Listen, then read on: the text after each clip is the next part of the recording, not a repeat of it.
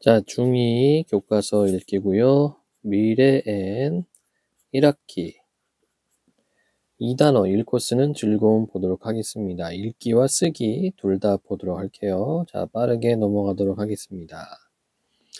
먼저 과학자의 서재 부분이 되겠고, 여기서 우리가 눈여겨볼 것은 뭐냐면은 읽기의 가치와 중요성, 그게 되겠네요. 예, 넘어가겠습니다. 쭉 넘어가서 자, 과학자의 서재 보도록 하지요. 자, 요 글은 이제 수필이에요, 수필. 예, 수필이기 때문에 글쓴이의 어떤 그 경험 그리고 그것에 대한 깨달음 요걸 우리가 눈여겨보면 되겠습니다. 자, 바로 보겠습니다. 과학자의 서재, 자, 빈둥거리다 만난 보물. 이때 보물은 백과사전을 알려주고요. 네, 뭐 은유법이 들어가 있죠. 자, 나는 누굽니까? 바로 글쓴이 추재천 교수가 되겠네. 예. 나는 학교 다닐 때조차 집에 돌아오면 한두 시간 정도는 아무것도 안 하고 빈둥거리기가 예사였다. 학원은커녕 놀거리가 떨어져서 막간을 이용해 쉬는 거였다. 요즘 아이들에겐 다른 세상 이야기일 것이다. 그런데 빈둥거리는 건 역시 필요하고 좋다는 게 내 생각이다. 공부하다 휴식 시간이 되면 게임기를 붙들고 사는 아이들. 이 아이들에게는 상상력이 자라날 공간이 부족하다. 아무것도 하지 않고 시간 보내기를 못하는 요즘 아이들을 보면 매우 안타깝다. 아무것도 하지 않는 시간에 우리 영혼과 가슴은 새로운 것을 받아들이고 만들어낼 밭을 일구는 것이 내 말이다. 우리 때는 정말 빈둥거릴 시간이 많았다. 자, 그래서 여기서는 빈둥거리는 시간에 대해서 더 긍정적으로 좀 생각을 하고 있어요. 그러면서 요즘 아이들에 대한 걱정도 있네. 자, 공부하기 싫었던 나 같은 아이에겐 더욱 그랬다. 수업이 끝나면 학교 운동장에서 공을 차거나 집에 가방을 냅다 던져놓고 골목길로 뛰어나가 딱지치기 따위를 하면서 놀았다. 그런데 그러고도 시간이 늘 남았다. 그때는 집안에서 그저 빈둥거렸다. 그렇게 빈둥거리다 발견한 것이 백과사전이었다. 자, 첫 번째로 글쓴이한테 영향을 준 책이 되겠네요. 사실 나는 노는 데는 도가 텄지만 타고난 독서광난이었다. 책이 읽고 싶어 여기저기 찾아다니지도 않았을 뿐더러 당신은 교과서 외에 읽을 만한 책도 그다지 없었다. 마루에 앉아 바깥거리를 바라보다가 그것도 시시해져 방 안에 들어누워 뒹굴고 있는데 그 백과사전이 눈에 띄었다. 아마 초등학교 4학년쯤이었을 것이다. 그 책이 언제 어떻게 해서 책꽂이에 꽂히게 되었는지는 알 수 없다. 자, 그래서 우연하게 백과사전을 발견했다는 얘기입니다. 자, 우연히 백과사전을 펼쳐본 나는 그때부터 틈만 나면 그 책을 끼고 살았다. 어느 쪽을 펼쳐도 읽을 거리가 그득했다. 몰랐던 사실을 알게 되는 재미가 생각지도 못한 즐거움을 선사했고 총천연색 사진까지 실려 있어 더욱 흥미진진했다. 내가 자주 본 분야는 동물에 관한 것이었는데 사진을 통해 본 신기한 동물들이 나의 호기심을 마구 자극했다. 자, 그래서 처음 본 것은 백과사전이고 백과사전에 금방 빠져버렸어요. 그쵸? 그 이유는 읽을 거리가 그득하고요. 그 다음에 몰랐던 사실을 알게 되는 재미를 알게 되었고 그 다음에 총천연색 사진까지 칼라 사진이라는 얘기죠. 옛날에는 보통 이제 책들 보면 흑백이 많았는데 백과사전은 칼라로 되어 있었어요. 자, 백과사전의 장점은 처음부터 차근차근 읽을 필요 없이 아무 쪽이나 펼쳐도 재미있게 읽을 수 있다는 것이다. 자, 이런 것을 발췌독이라고 그래요. 일부분만 이렇게 그 전체를 보지도 않고 일부분만 잘라내서 읽어도 된다는 얘기가 되겠죠. 자, 그다음에 그날 마음 내키는 대로 펼친 쪽을 읽다 보면 마당 가득 노을빛이 물들곤 했다. 시간 가는 줄 몰랐다는 얘기네. 그 백과사전이 거의 너덜너덜해지도록 읽었던 것 같다. 그러다가 백과사전을 밀치고 나를 사로잡은 책이 등장했다. 바로 세계동화 전집이었다. 자, 두 번째로 본 책은 세계동화 전집. 자, 본론 2 새로운 세계를 열어둔 책, 이게 바로 뭐라고요? 세계동화 전집이 되겠습니다. 자, 세계동화 전집은 어머니가 아는 분에게 사신 책인데 우리 집 책꽂이에 꽂힌 그날부터 나를 사로잡고 말았다. 자연 속에서 마음껏 뛰어놀고 싶어 방학만 기다렸던 내게 새로운 세계가 열린 셈이었다. 전부 12권인 그 전집이 그때부터 나의 가장 친한 친구가 되었다. 의인법 들어가 있네요. 동화를 읽는 동안 나는 세계 여러 나라를 여행하면서 그 나라 아이들을 사귀었다. 자, 간접 경험을 한다라는 얘기가 되겠고, 그리고 내 머릿속에는 그 이야기들의 뒷이야기를 만들어지곤 했다. 그냥 상상. 예. 그중에서 내가 가장 좋아하여 수없이 반복해서 읽은 이야기는 1권과 2권이었는데 그 책들이 왜 그렇게 좋았는지는 지금도 정확히 설명할 수가 없다. 1권은 액토르의 말로의 집없는 천사였고 2권이 에드몬드 데아미치스의 사랑의 학교였다. 몇 해 전 누군가 어렸을 때 가장 감명 깊게 읽은 동화가 뭐냐고 물은 적이 있는데 이 두 권 중에서 고민하다 결국 사랑의 학교라고 대답했다. 그리고는 내친김에 서점에 들러 사랑의 학교를 사서 다시 읽었다. 읽는 내내 몇 번이나 눈시울을 붉혔고 끝내는 혼자 소리내어 흐느끼고 말았다. 감동, 감동. 이 책은 엘리코라는 주인공이 학교 생활에서 일어나는 여러 가지 사건을 관찰한 일기 형식의 글이다. 친구와의 우정, 선생님과 학생들 간의 두터운 정, 부모님의 깊은 사랑, 어려움을 극복해내는 의지, 바른 것을 지향하는 정의로운 마음 등이 이 책에 모두 들어있다. 이후 내가 나이를 먹고 살아가면서 나름대로 만드는 원칙이나 삶을 대하는 자세도 은연중 사랑의 학교에서 영향을 받았음을 알게 되었다. 그 이야기들 속에 어떻게 다른 사람을 사랑하고 정의와 진실을 지켜나가는지가 들어있기 때문이었으리라. 우정, 사랑, 정의 등의 주제를 주입식이 아니라 감동하면서 깨닫게 해준 사랑의 학교는 어른들에게도 다시 한번 읽어보라고 권하고 싶다. 어렸을 때는 그 이야기를 무척 좋아하면서도 울었던 것 같지는 않은데 나의 역할과 위치가 달라져서 색다른 감동을 느끼게 되었나 보다. 좋은 책은 언제 읽어도 그때그때 새로운 감동을 주는 것이며 그 사람의 인생에 지대한 영향을 미친다는 것을 다시금 실감했다. 자, 이게 이제 좋은 책의 어떤 그 영향, 독서의 가치에 대해서 지은이가 생각하고 있는 게 되겠네요. 이 세계동화 전집은 중학교에 진학하여 새로운 소설을 접하기 전까지 나의 세계였다. 수없이 읽고 또 읽었다. 그 이야기들의 주인공이 되어 많은 경험을 하면서 생각 주머니를 키워갔다. 세계동화 전집을 만나기 전에 나와 만난 후 나는 달라졌다. 간단히 말하면 그전까지 없었던 사유의 세계가 만들어지고 상상력의 범위가 넓어졌다고나 할까. 자, 사유는 깊은 생각이라고 간단하게 생각하면 됩니다. 동화 전집을 읽기 전에는 집에서든 시골에 가서든 밤늦게까지 무조건 뛰어놀기만 했다. 특히 시골에 가면 고삐 풀린 망아지처럼 안 다니는 곳이 없을 정도로 천반직주 쏘다니고 놀았다. 벌레도 잡고 물고기도 잡으며 눈만 뜨면 싸돌아다니느라 방학이 끝나면 온통 새까맣게 타 있곤 했다. 생각하기보다는 마냥 몸으로 논 것이다. 그런데 세계동화 전집을 읽고 난 후에는 세상과 자연을 대하는 태도부터 달라졌고 당연히 행동에도 변화가 생겼다. 학교 생활을 할 때는 물론이고 뛰놀던 뛰놀 곳 천지인 시골에서도 혼자 가만히 있는 시간을 스스로 만들기 시작했다. 산에 올라가 무덤 앞에 앉아 한참 생각에 잠기기도 하고 작은 공책을 들고 가서 무언가를 쓰기도 했다. 자, 이게 달라진 점이다. 그죠? 생각이 깊어지고 뭔가를 쓰기 시작합니다. 소풀을 먹이러 나가서도 손은 대충 묶어놓고 냇가에 앉아 냇물이 흘러가는 모습을 물끄러미 바라보곤 했다.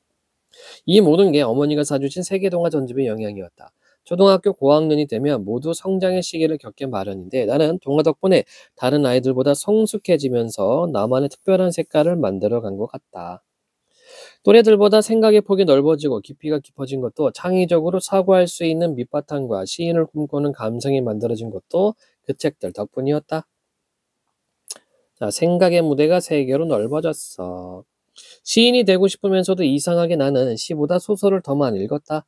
고등학교에 갓 입학해서는 어머니께 노벨 문학상 수상 작가들의 문학 전집을 사달라고 졸랐다. 집안 사정을 잘 알면서도 어머니를 조를 만큼 그 전집이 무척 갖고 싶었다. 문학 부문에서 세계 최고의 권위를 자랑하는 노벨 문학상은 도대체 어떤 작품들이 타는 것인지 궁금했다. 시인을 꿈꾸는 소년으로서 너무나도 당연한 궁금증이 아니겠는가? 어머니는 내 청을 들어주셨다. 노벨상 문학 전집이라고 책 등에 인쇄되어 있는 책들이 내 책장에 나란히 꽂혀 있는 것만 봐도 가슴이 벅찼다. 노벨 문학상 전집을 읽으면서 우리나라 작품과는 또 다른 새로운 맛을 느낄 수 있었다. 배경이나 인물들의 성격, 사회적 상황, 문화 등이 달랐기 때문에 문화적 감수성을 키우는 것 외에 지적인 호기심도 채울 수 있었다. 역시나 간접 경험을 했다는 얘기죠. 그러면서 지식 채울 수가 있었습니다. 노벨 문학상 작품들은 내게 또 다른 세계를 열어주었다. 그전까지 책 읽기가 감성적인 부분을 건드리고 충족해 주었다면 노벨 문학상 전집은 그와 더불어 다른 나라의 역사를 비롯한 여러 가지 지식과 정보를 얻게 해주었다. 그러는 동안 나의 정신 세계도 훨씬 넓은 세계로 옮겨갔다. 그런데 그 전집에 실린 한 작품이 이게 이제 모닥불과 개미 훗날 내가 동물 행동학과 생태학을 전공하는데 알게 모르게 영향을 미치리라고는 생각도 하지 못했다. 문학이 이끌어준 나와 과학의 만남. 이후에도 해마다 노벨문학상 수상집이 출간되며 한 권씩 사다가 그 전집에 끼워놓곤 했다. 그중 하나가 솔제니친의 작품이었다. 솔제니친은 수용소 군도라는 작품에서 옛소련의 인권 탄압을 폭로했다 하여 반역죄로 추방된 작가다. 이후 20년간이나 미국에서 망명 생활을 했으며 러시아의 양심으로 불린다. 그는 1970년에 이반 데니소비치의 하루, 암 병통 등으로 노벨문학상을 받았다. 그의 작품을 읽는 내내 러시아의 침울한 분위기가 느껴졌다. 그런데 정작 내 관심을 끈 것은 소설보다 책 뒷부분에 실린 모닥불과 개미라는 수필이었다. 자, 이게 수필이에요. 모닥불과 개미 소설 아닙니다. 그래서 뭐 지문 내용과 일치하지 않는 것은 그런 문제를 만들어낼 수 있어요. 수필입니다. 모닥불과 개미. 반쪽짜리 그 짧은 수필이 내 머릿속에 이토록 강렬한 인상을 남길 줄은 미처 몰랐다. 자, 이게 내 전공에다 영향을 끼친 거죠. 자, 요게 이제 반쪽짜리 수필이 되겠어요. 활활 타오르는 모닥불 속에서 썩은 통나무 한 개비를 집어던졌다. 그러나 미처 그 통나무 속에 개미집이 있다는 것을 나는 몰랐다. 통나무가 우지직 소리를 내며 타오르자 벼랑간 개미들이 떼를 지어 쏟아져 나오며 안간힘을 다해 도망치기 시작한다. 그들은 통나무 뒤로 달리더니 넘실거리는 불길에 휩싸여 격렬히 일으키며 타 죽어갔다. 나는 황급히 통나무를 낚아채어 모닥불 밖으로 내던졌다. 다행히 많은 개미가 생명을 건질 수 있었다. 어떤 놈은 모래 위로 달려가기도 하고 어떤 놈은 솔가지 위로 기어오르기도 했다. 그러나 이상한 일이다. 개미들은 좀처럼 불길을 피해 달아나려 하지 않는다. 가까스로 공포를 이겨낸 개미들은 다시 방향을 바꾸어 통나무 둘레를 빙글빙글 돌기 시작했다. 그 어떤 힘이 그들을 내버린 고향으로 돌아오게 한 것일까? 개미들은 통나무 주위에 모여들기 시작했다. 그리고 그 많은 개미가 통나무를 붙잡고 바동거리며 그대로 죽어가는 것이었다. 이렇게 되어 있죠. 자, 그럼 여기 무슨 내용이냐면, 자, 여기 개미 떼는 소련의 군중이라고 생각하면 되고, 모닥불은 군중을 억압하는 불합리한 상황 이렇게 보면 되겠습니다. 예. 그리고 불길을 피해 하지 않았다. 이것은 체제의 맹목적으로 순응한다. 그쵸? 소련이라는 체제를 따를 수밖에 없는 그런 상황을 나타내는 거고, 가까스로 공포를 이겨낸 개미들은 다시 방향을 바꾸어 통나무 둘레를 빙글 돌기 시작했다. 그쵸? 예, 못 벗어난다는 얘기입니다. 그 체제에. 그 어떤 힘이 그들을 내버린 고향으로 돌아오게 한 것일까? 이게 이제 솔제니치의 의문이었고, 그래서 요런 결론을 볼 수 있겠죠. 개미들이 통나무 주위를 몰려든 이유는 사회생물학에 따르면 동물들의 이타적 행동은 종족의 생존을 먼저 생각하는 것이다. 따라서 개미들은 자신을 희생하면서까지 모여 사는 집을 구하기 위해 죽음을 무릅쓰고 통나무로 뛰어든 것이다. 그죠? 그러니까 자기가 살던 곳이기 때문에 통나무 이걸 구하려고 다시 불타는 통나무로 달려간 겁니다. 자, 동물학자가 된 이후에야 비로소 이해하게 되었지만 당시에는 나도 솔제니친과 마찬가지로 개미들이 왜 그렇게 행동하는지 정말 궁금했다. 생물학자가 아니라 문학가인 솔제니친은 그 상황을 과학적으로 설명하지 못하고 철학적으로 받아들인 듯하다. 당시엔 나 역시 개미 행동을 설명할 길이 없었으나 그 작품은 묘하게도 머릿속에 깊이 박혔다. 그러다가 훗날 미국 유학을 가서 꽂혀버린 학문, 사회생물학을 접했을 때 순간적으로 솔제니치의 그 수필이 생각났다. 그간 수많은 문학작품을 읽고 고독을 즐기는 속에서 점점 더 많은 삶의 수수께끼들을 껴안고 살았는데 사회생물학이라는 학문이 그것들을 가지런히 정리해서 대답해 주었다. 모닥불과 개미 속의 개미도 내가 가지고 있던 수수께끼 중에 하나였다. 그 개미들을 이해하게 된 순간, 자, 개미들을 이해하게 되었다. 즉, 자신들이 삶의 터전을 지키려고 했던 것. 나는 이 학문을 평생 공부하겠다고 결정했다. 자, 그래서 이 모닥불과 개미라는 솔제니치의 수필이 휴재천이라는 사람의 어떤 그 앞길을 정해줬다고, 이렇게 정리할 수 있겠죠. 자, 사회생물학에서 가장 중요한 질문은 이타주의다.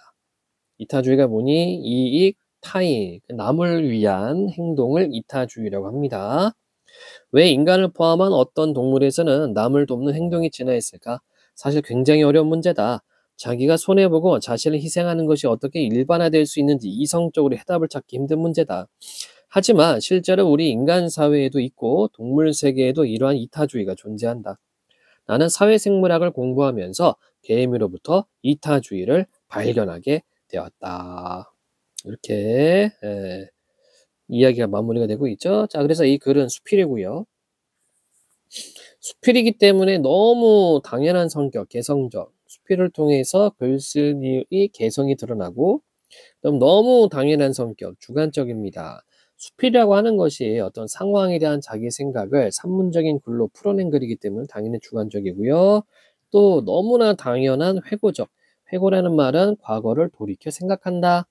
그리고 너무나 당연한 고백적, 그죠? 이건 뭐 자기가 경험했던 일, 자기 내면 속에 있는 이야기를 꺼내는 것이 수필이기 때문에 너무 당연한 특징이 되겠습니다. 자, 제재는 자신의 삶에 영향을 미친 읽기 경험이 되겠고, 주제는 읽기 가치의 중요성, 특징, 다양한 읽기 경험을 소개하고 있어요. 읽기 가치와 중요성이 잘 드러나고, 읽기 경험이 자신의 삶에 미친 영향을 시간 순으로 소개하고 있습니다. 그래서 이 내용에서는요, 백과사전, 그다음에 동화책, 그다음에 노벨 문학상 전집, 그다음에 거기에 딸려 있었던 솔제니친의 모닥불과 개미를 읽은 경험에 대해서 풀어놨습니다. 자, 다음 페이지 이해와 탐구. 자, 이 글에 나타나는 글쓴이 읽기 경험을 정리해보자. 자, 방금 얘기했죠? 빈둥거리다 만난 보물은 백과사전이었습니다. 글쓴이가 변화된 것은 몰랐던 사실을 알게 되는 재미로 즐거움을 느끼고 호기심을 느꼈어요. 그 다음 세계동화 전집을 읽게 되었고요.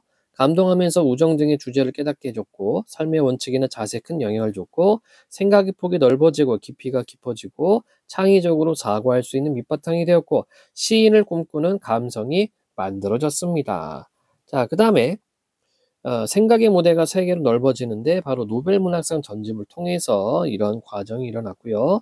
문학적 감수성을 키우고 지적 호기심을 채웠습니다. 다른 나라의 역사를 비롯한 여러 가지 지식과 정보를 얻었고 생각의 무대가 훨씬 넓은 세계로 옮겨왔습니다. 그 다음에 문학이 이끌어준 나와 과학의 만남, 바로 자신의 어떤 전공, 자신의 앞날이 정해진 내용은 모닥불과 개미라고 하는 수필이었죠. 그래서 동물 행동학과 생태학을 전공하는데 알게 모르게 영향을 미치게 되었다. 이렇게 이야기가 마무리됩니다. 자, 2번. 다음 글을 읽고 읽기 경험이 글쓴이 삶에 미친 영향을 생각해보자. 자, 월간조서 2017년 5월에 나와 있었네요. 과학의 대중화에 앞장서온 진화생물학자 최재천 교수. 최재천 교수는 대단한 독서가로 알려져 있다. 그는 어렸을 때 집에 책이 많지 않아 가지고 있던 책을 읽고 또 읽었다고 한다. 특히 인문학에 관심이 많았다. 최 교수의 말을 빌리자면 자신의 천직은 이제 뭐 하늘이 던져준 직업이라는 뜻인데요. 천직이 된 자연과학을 연구하게 된 것도 우리 교육 현실에서 이과를 선택하도록 강요받았기 때문이다. 최 교수는 언론에서 자신의 독서 습관을 다양성이라고 설명한 바 있다. 그는 이를 통섭형 독서 습관이라고 이름 붙였다. 자, 통 전체를 섭취 또는 간섭 또는 접근 이런 말이 있죠. 자, 여러 가지를 이렇게 두루두루 읽는 그런 독서 습관, 통섭형 독서 습관이라고 이름 붙였네요. 그의 지적 관심 영역은 전공인 동물 행동학, 생태학 등의 생물학 분야를 넘어 문학, 철학, 역사, 사회과학, 심리학, 미술, 경영에 이르기까지 다양하다. 2011년에는 자신에게 영향을 미친 책 이야기를 수필로 엮은 채 과학자의 서재를 펴내기로 했다. 아하, 요게 바로 수필이었군요. 수필집. 그가 20년 넘게 신문에 글을 연재하고 대중적 과학자로 자리매김한 한데 독서가 밑바탕이 되었다는 것은 의심의 여지가 없다. 자, 1. 글쓴이가 현재 어떤 활동을 하는지 말해보자. 동물행동학자, 생태학자, 작가 등 이런 활동을 하고 있고 2. 글쓴이가 말한 통섭형 독서 습관이란 뭔지 말해보자. 한 분야에 국한하지 않고 다양한 분야 책을 읽는 습관을 통섭형 독서 습관이라고 이야기를 했습니다. 자, 3. 통섭형 독서 습관이 글쓴이의 삶에 어떤 영향을 미쳤는지 생각해보자. 다양한 분야의 책을 읽는 글쓴이의 통섭형 독서 습관이 글을 쓰고 대중적 과학자가 되는데 밑바탕이 되었다. 이렇게 정리하면 되겠죠. 다음 내용입니다. 3. 자신의 삶에 영향을 준 읽기 경험을 생각해보고 독서 중요성을 말해보자. 자, 여기는 모둠 활동이기 때문에 건너가도록 하겠습니다. 자, 요거 중요한 거 있네요. 읽기의 가치와 중요성, 정서적 공감과 감동의 즐거움을 느낄 수가 있고, 다양한 지식과 정보로 지적 호기심을 채울 수 있고, 호기심과 상상력을 자극하여 창의력과 사고력을 기를 수 있고, 바람직한 정서와 올바른 가치관을 지니는 데 도움을 얻을 수가 있겠습니다. 자, 다음은 적용하기. 자, 여기 모둠 활동이니까 패스하도록 하겠습니다. 쭉 넘어갈게요. 쭉쭉쭉 넘어갑니다. 쭉쭉 넘어가고. 점검 OX. 글쓴이는 백과사전을 읽으면서 몰랐던 사실을 알게 되는 재미를 느꼈고, 글쓴이가 창의적으로 사고할 수 있는 밑바탕을 가지게 된 것은 시골에서 마음껏 뛰어놀기만 했다 아니죠? 예, 책을 읽어서 책. 모닥불과 개미라는 수필을 읽은 경험은 글쓴이가 훗날 동물행동학을 전공하는 데 영향을 미쳤습니다. 자, 알맞은 말 넣기. 책 읽기로 정서적 공감과 감동의 즐거움을 얻을 수 있고, 책 읽기로 다양한 지식과 정보를 얻어 지적 호기심을 채울 수 있고, 책 읽기로 바람직한 정서와 올바른 가치관을 지니는 데 도움을 얻을 수가 있다. 자, 이렇게 정리할 수가 있겠네요. 자, 아래는 패스하도록 하겠습니다. 자, 이번엔 챕터 두 번째가 되겠죠? 2-2 민재의 독서 일기.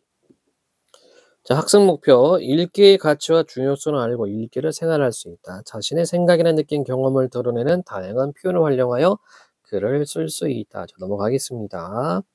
쭉 넘어가고요. 민재의 독서 일기 바로 보도록 할게요. 자, 이거는 이제 일기 형식의 글을 읽으면서 읽기 생활과 다양한 표현 활동을 활용해보자 뭐 이렇게 되어 있네요. 민재 독서 일기 아침 독서 4월 땡일 월요일 헐레벌떡 교실에 도착하니 스피커에서 이상한 노래가 들린다. 모두 읽어요. 날마다 읽어요. 좋아하는 책을 읽어요. 그냥 읽기만 해요. 아침 독서 시간이다. 국어 선생님이기도 한 담임 선생님이 들어오셔서 청천벽력 같은 말씀을 하신다. 자, 청천벽력. 마른 하늘에 날벼락. 이게 청천벽력입니다. 갑자기 어마무시한 이야기를 듣거나 할 때 청천벽력 같다. 소중한 아침 시간을 활용해 읽고 싶은 책을 읽을 것입니다. 이 얘기를 했네요. 아침 8시 30분부터 20분씩이나 아침 독서를 한다고? 선생님께서는 자신의 관심 분야와 교과 수업과 관련한 책을 스스로 읽으라고 하셨다. 나는 비명을 지를 뻔했다. 옆에 마음이만 없었어도 말이다. 자, 그러니까 이걸 통해서 알 수 있는 건 민재는 책 읽는 걸 안 좋아해요. 그런데 마음이가 개미제국의 발견이라는 책 2권을 가져와서는 이렇게 말했다. 민재야, 이번에는 나랑 이 책 같이 읽자. 너 동물 좋아하잖아. 1학년 때 갈매기의 꿈도 읽었잖아. 갈매기 마리수만 세던 내 모습이 부끄러워져 책으로 눈을 돌렸다. 마음이와 짝이 된 건 좋지만 나는 왜 표지에 개미가 몇 마리나 있는지부터가 궁금해지는 거지. 자, 이렇게 말하는 이유는 뭐예요?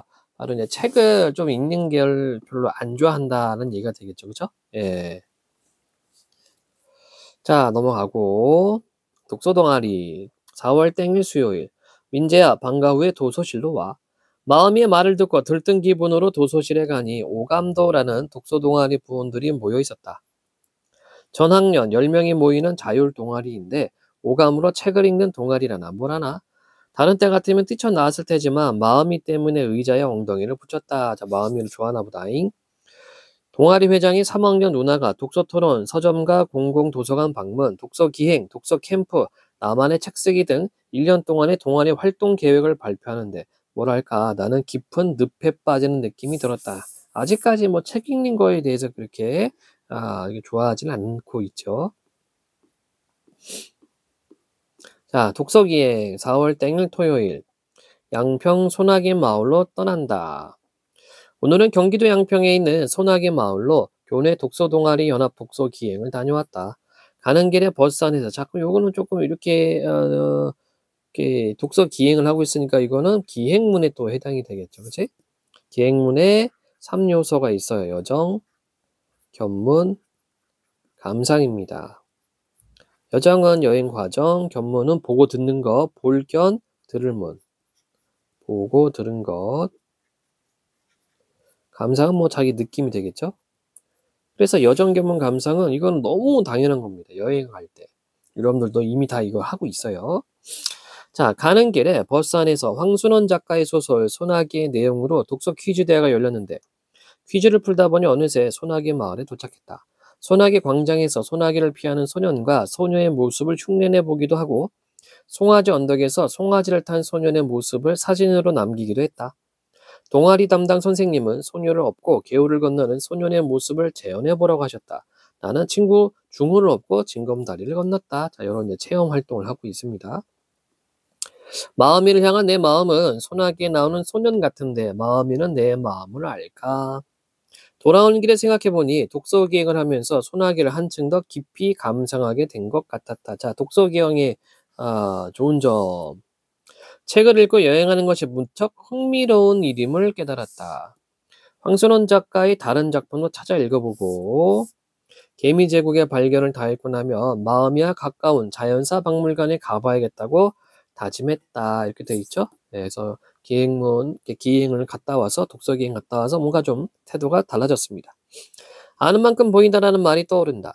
소나기를 읽고 소나기 마을을 다녀온 다음 마음에 와닿는 명언이다. 저렇게 인용하고 있죠. 자기 생각을 나타내기 위해서 인용을 했습니다. 이런 거를 뭐라고 하냐면 격언이나 속담 등을 인용하는 것을 풍류법이라고 그래요. 격언, 속담 따위들을 인용하는 방식을 풍류라고 합니다. 자, 넘어가고요. 독서신문 만들기. 5월 땡일 금요일 국어 시간에 한 권의 책을 읽고 모든 별로 독서신문을 만들었다. 선생님께서는 속담, 관용 표현, 격언과 명언, 참신한 표현 등을 활용해 재미있는 독서신문을 만들어 보라고 말씀하셨다.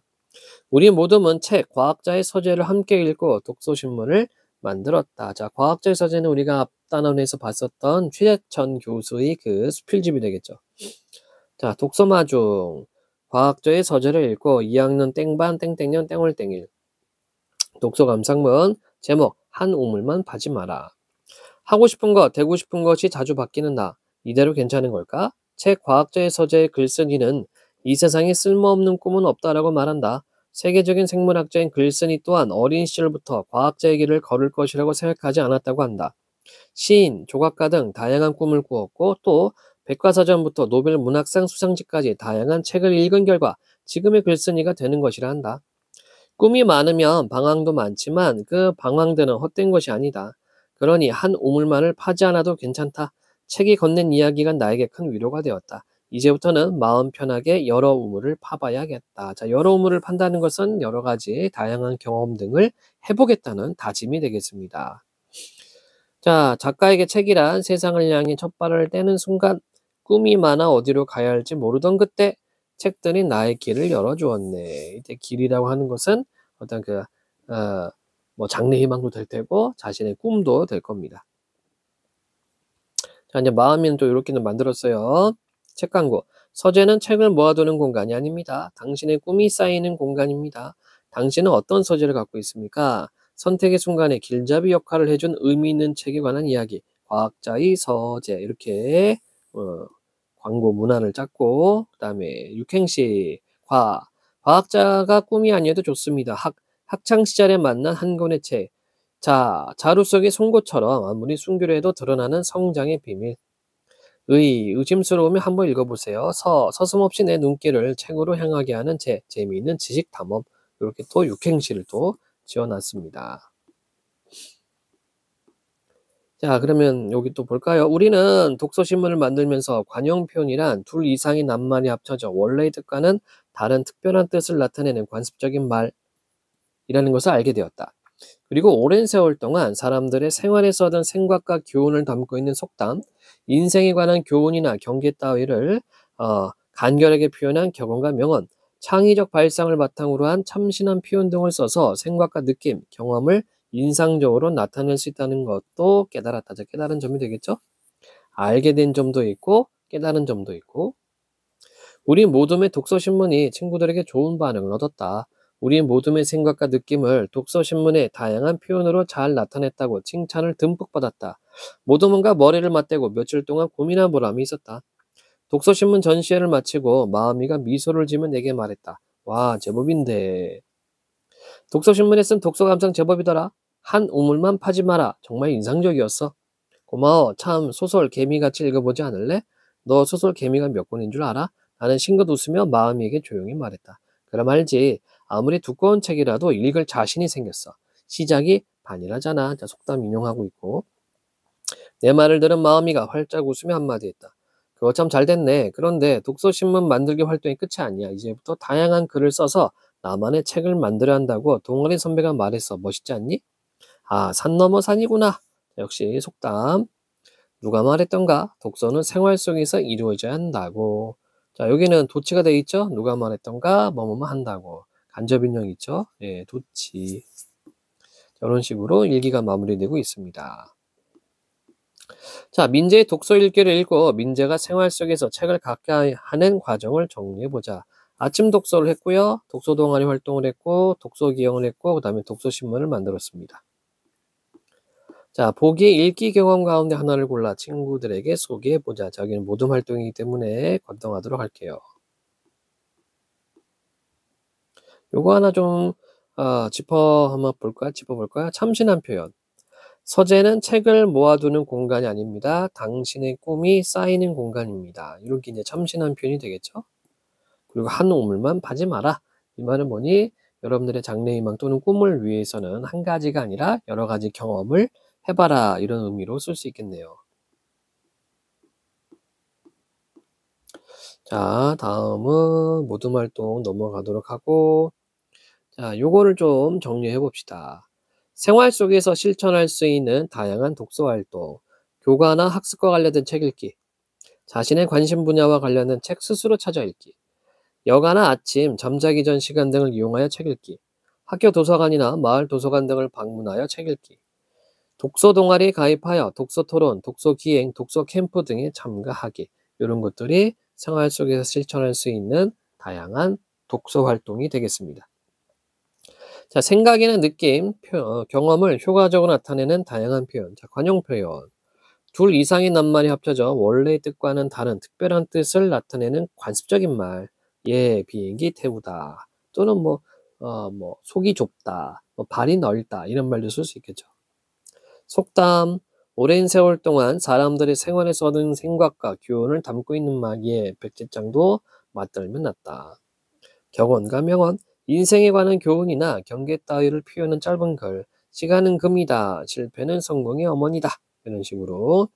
참신한 표현. 무심코 지나쳤던 것을 새롭게 해석해서 새로운 의미나 가치를 발견하여 인상 깊게 나타낸 표현. 한 우물만 파지 마라.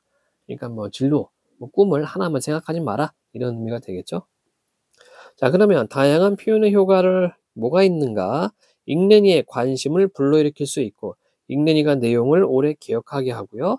말을 길게 하지 않아도 전달하고자 하는 내용을 효과적으로 전달할 수 있고, 풍부한 언어 생활을 할 수 있다. 이런 효과들이 있겠습니다. 자, 밑에는 모둠 활동 넘어가도록 하겠습니다. 쭉쭉 넘어가고,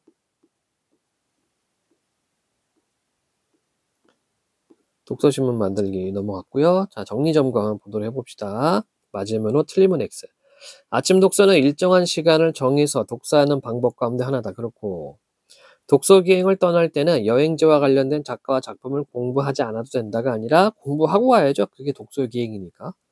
독서신문을 만들며 책을 읽은 생각과 느낌을 정리할 수가 있고요.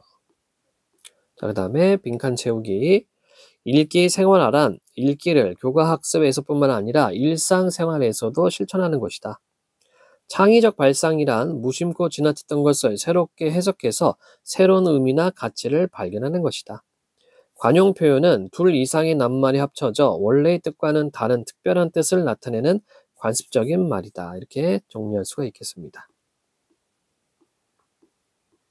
자, 뒤쭉 넘어가고, 예, 거의 이제 마무리가 되어가고 있습니다. 여기는 다 모둠 활동이에요. 여러분들이 직접 활동하는, 독서 활동하는 그런 부분이 되겠네요. 자, 이렇게 해서 우리가 민재 독서 일기까지 한번 교과서를 한번 빠르게 훑어봤습니다. 그래서 과학자의 서재에서는 읽기의 가치와 중요성에 대해서 우리가 살펴봤고, 그다음에 민재 독서 읽기에서는 다양한 읽기 활동을 바탕으로 읽기를 생활화하는 방법에 대해서 살펴봤습니다. 자, 이렇게 해서 미래인 중2 1학기 2단원 교과서 읽기를 마치도록 합니다.